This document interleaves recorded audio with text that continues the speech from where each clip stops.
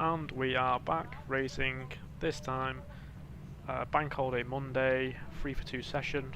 No, this wasn't a members run, this was actually an open time race session for anyone to race. Fortunately, it ended up pretty much being members only. Just look at the draw, I guess.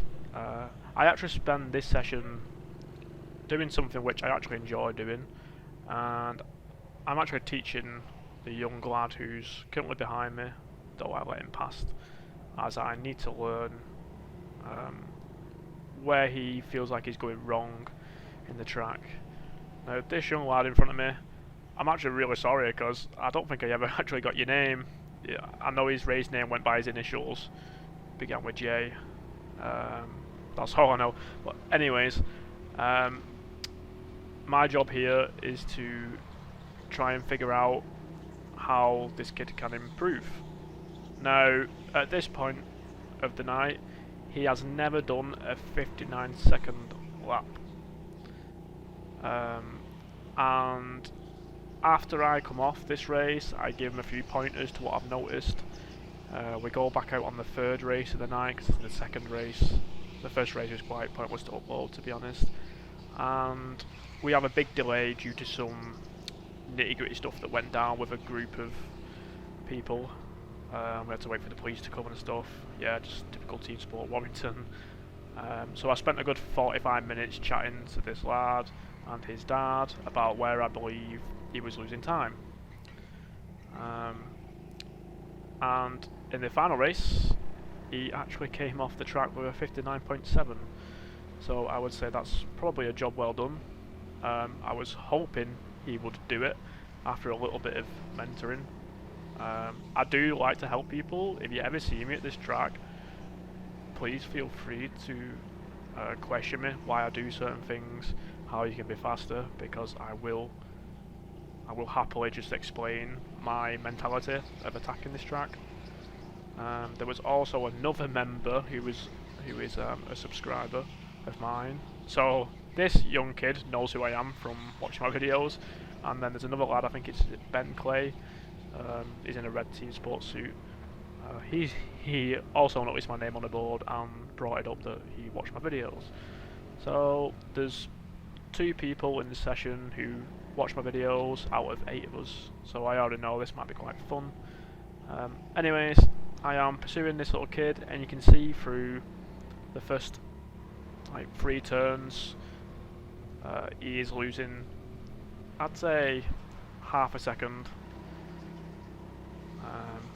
But I did mention this, he's quite short, he's only just turned 13, he's actually only been racing in the adult karts for a few months now, and in terms of height, he's probably around 4'11", I think we worked out, or we discussed and his dad said so.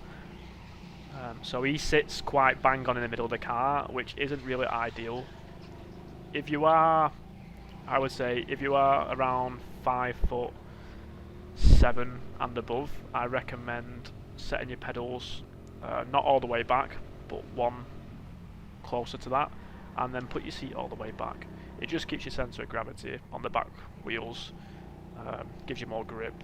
But as you can see, again, through this first few turns, I am completely all over this kid. But I'm trying to closely follow him there, because this was a great pinpoint for me to bring up when I was discussing what he could change and what he could do better. And I believe he pretty much changes around the tarmac section in the final race, and probably why he comes off the track with his first ever 59.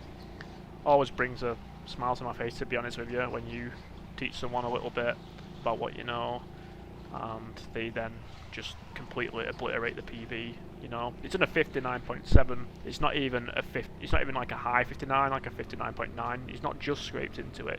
He's well and truly into it, a good quarter of the way into the second. So that is very nice to see.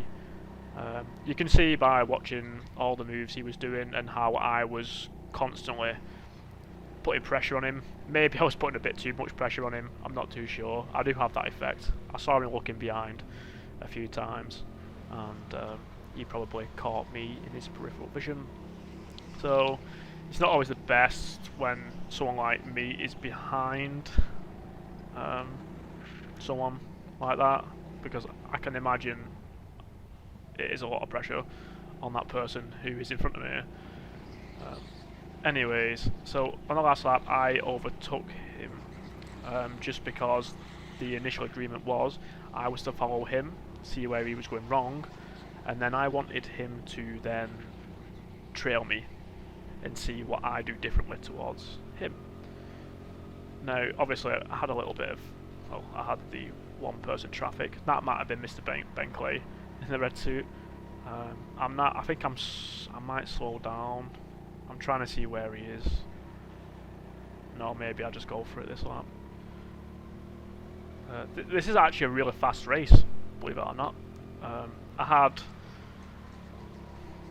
the very last lap, I completely annihilate it over the finish line, and I come off with a 58.7, which is 0.2 seconds faster than the fastest time in April up to now, which is quite impressive, to be honest with you. I got a bit fortunate with the weather. It cooled down nicely, and yeah, there's not really much else I can say.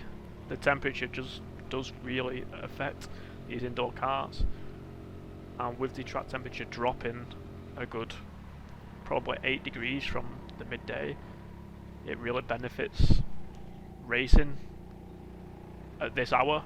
This is literally why I try and race when it's dark, just because there's no sun, the track cools down, the karts just perform better. There's literally no other reason why I race at this time. Well, I mean there is. Obviously, I work 7 days a week pretty much. If I want to come racing, I'll stop working. If I can't be bothered racing, then I'll just carry on working. That's my mentality towards work life, I guess. Now this was Ben Clay's friend, quite a tall fellow, 6'5", I believe. You can tell by the way his knees are in the kart. So I think he was doing maybe 61 second laps, which for his height and being probably 110 kilos, extremely good time for someone in that weight class. I was going to go for an undercut, and then I just see there's somebody binned into turn 2. That is a typical place for people to skid out just because they press the brakes, and then they just end up in that tyre wall. Now, the kid is pretty much on my ass right now, which is great. I want him to be sat firmly behind me, and now I can just go flat out, and hopefully he can keep up a little bit. I'm not expecting him to, but it's good, like, knowledge to gain. I say in every video, I literally don't have an ego. I want people to be beating me. If someone beats me on track, they'll get a congratulations from me, like Mr. Tommy Lee. I'm pretty sure we weigh, there's maybe like a 5 kilo difference between me and him, but he is an insanely fast racer. Have I ever beaten Tommy Lee in a race? No, I don't think I have. Even in lap times, our lap times are always within 0.1 of each other. But when I go fast, he goes faster. It is insane. Like, really good racer. He's only 16 as well. So, and I'm pretty sure he's racing a lot of outdoor at the minute. So yeah, fair play to Tommy Lee, if you're watching this. Like the kid behind me, like I said, he just turned 13 a few months ago. He's not been racing in the adult karts that long. He's quite short, so he loses grip easily, which was my main point of tutoring actually. If you noticed at the start of this video when I was behind him, he was coming into corners so fast sometimes that he'd just completely slide. And that's not really down to the speed, that's more down to his weight being in the middle of the car, and there's literally no grip on his back tyres because the weight just isn't there. So I did say to him and his dad once I came off, and I noticed that once he's had like a growth spout in the next year or two, he might find that he can get away with going faster into turns. I would say I'm like the ideal weight for indoor karting. So I weigh around 64 kg with everything on, so that's neck brace, helmet, suit. Weighing 64 kg, yes, what, 11 kilos short of middleweight. A lot of F1 drivers weigh very similar weight to me. There is a reason for people with that weight, you know, in motorsports. Indoor karting especially does favour the lightweights, but you also don't want to be too light, so you're skidding out everywhere. Like, you'll see that I am very good at controlling my grip. I know exactly how fast I can go into a corner without losing grip, and I know how to control the car if I'm feeling myself lose grip. It's so hard to explain. Like, I say to everyone, this is an experience sort of thing. The more you race here, the more comfortable you get, and the more you begin to understand each car has a different personality. You can get a really grippy car, but it lacks pace because you get poor exits. Now I'm waiting for him to catch back up. There, you can see he skids out there again. That is literally down to the weight being in the middle of the car. There's nothing you can do about it when you're so short. Right, now this is my bad. I try and let him pass. Oh, and then he gets bumped quite heavily. But yeah, I tried to let him pass so I could go behind him again. I'm now trying to catch up to him to see if he's alright. I probably put pressure on him and he just tapped his brakes. I'm just going to wave his pass. He's just talking to Marshall, so I carry on. Yes, sorry kiddo if the pressure got to you there. I did not mean for you to press your brakes and skid out into a tyre wall. I was just trying to give you some open space so I could get back behind you to see if you learned anything from me. Well, that is go-karting for you. Now this yellow flag stays on for quite a while. I'm pretty sure the marshal down before the up ramp is just making sure he's okay. And we're back to green. I think I just saw him come up the ramp. I'm sure he's okay. I'm trying to look to see if he's behind me because I did not actually catch him when I was racing. It's so much easier to watch people in playback because I'm not concentrating on what I'm doing. I've already done the hard bit of concentrating while racing, and now I'm just trying to figure out. Yeah, so he's just come through there. I'm really slowing down. So I actually took into this tyre wall, I believe. Completely stop, and I'm telling him to just go past me. He says thanks. What a courteous young fellow. Really nice kid, actually. Unfortunately, this is actually the end of the race.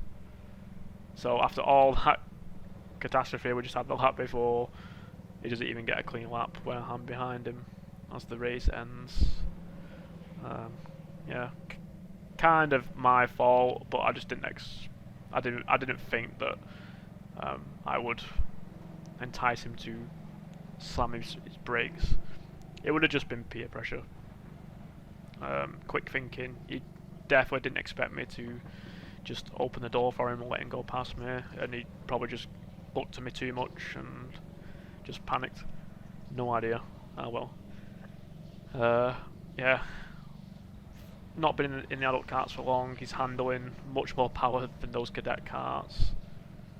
Little bit of height in the next 2 years, and he's probably going to be a kid to look out for at this track. Hopefully, if he keeps racing here. Like, he's now in the 59.7 second bracket. You can only go faster from there, and once you get that grip on the back tyres, like, you will start seeing stupidly fast times. 58s, maybe, next winter. I'm just asking him if he's alright there. He says yeah, but yeah, that's the race.